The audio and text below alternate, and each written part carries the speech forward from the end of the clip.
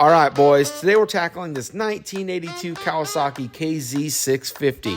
It's a pretty clean bike, but after running with a rather unforgiving car, these forks work as well as Bud Light's marketing. Got him! What I've done is gone ahead and purchased a used set of forks off of eBay, and I'm going to take those as well as the forks that are on the bike, combine the best parts of all of them, and make one good set of forks. First off, you got to get this front end off the ground. Now, it's important. Make sure you lift with your jack and not your back, or else you'll be the one needing a mechanic. Next up, we're going to be pulling off the front end, followed by the forks.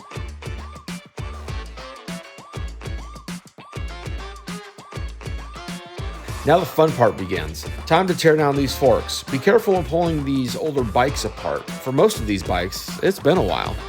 As you can tell by the distance, this thing spewed all over the floor and the wall. Here's a side-by-side comparison. One of these forks is straight as an arrow, and the other one, let's just say, is as crooked as Biden's smile. Nothing like a good clean to get things to sparkle. Get all the grime and regrets out of there. Time to piece this back together. Remember, cleanliness is next to godliness. And that also applies to your garage. Up next, we've got our new seals and fork oil. These seals are fresher than a daisy, and the oil is smoother than a politician's promise. Time to slide these forks back into place. It's all about finesse here, fellas. Treat it like a lady. Gentle at first, then pound it in as it gets harder.